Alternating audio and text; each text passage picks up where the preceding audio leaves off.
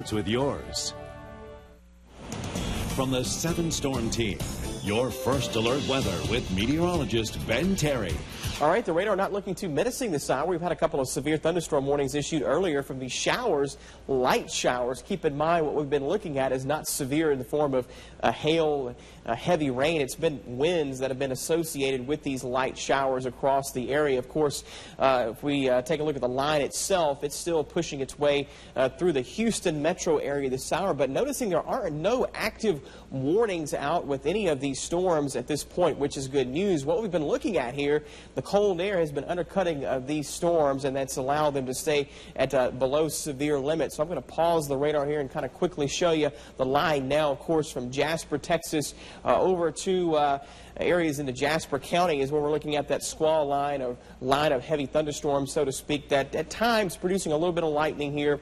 But if we go back over into southwest Louisiana, the showers we're tracking now have been known to produce some wind gusts, 50, 55 miles per hour. So just below severe limits, but some rain falling now into Quincy up to Singer. So we're going to be tracking that as we head through the afternoon. Currently, no active warnings in place for any of these, but by far these could produce wind gusts, perhaps. Notice just how quickly these are zipping to the north of near severe limits. So that's what we're really tracking right now. Of course, as we head through the afternoon, all this mess into Texas is going to make its push into southwest Louisiana, and there's a chance that some of these storms could strengthen as they approach. So we'll have to just watch for that. Of course, the tornado watch is still in effect through 4 p.m.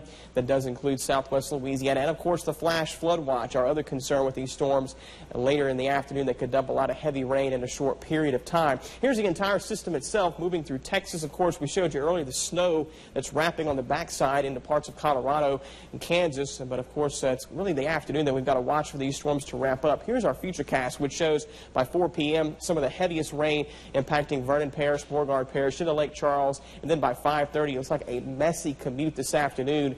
And even after the kids got out of school today, not the best conditions there. And, of course, this is the line that could be capable of the damaging winds and the flash flooding. By 9 p.m., it's already moving through Acadiana and Lafayette, marching on eastward. It's pretty much all out of here for the entire area by midnight. So we've got a rocky afternoon to get through with this heavy rain threat. But if those storms like we're seeing now into Texas continue to behave, hopefully that severe threat not as high for us, but we'll have to definitely watch things over these next few hours. 71 at 3 p.m., rain chance 100%. We'll notice the temperatures dropping off quickly through the early evening behind this front, but the line of storms could dump a quick couple inches of rain. So, of course, if it falls too quickly, that's when we could have the issue there with flash flooding this afternoon. Also, the winds. We've already seen winds here on our sky cam, 32 miles per hour out of the south, and right now gusts at the airport 28, 35 mile per hour gusts right now over at Southland Field and Sulphur. The wind forecast will keep those winds with us through the afternoon. We'll notice them begin to drop off a bit behind that front tonight. I think they will be calmer.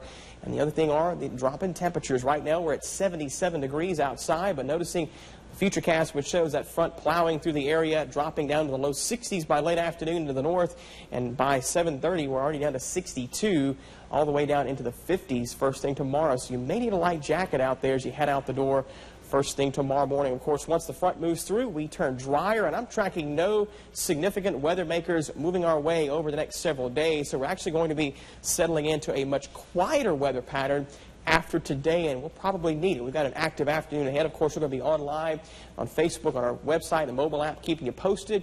So stay tuned for updates as we get ready for a pretty wet and active afternoon. All right. Thanks a lot, Ben.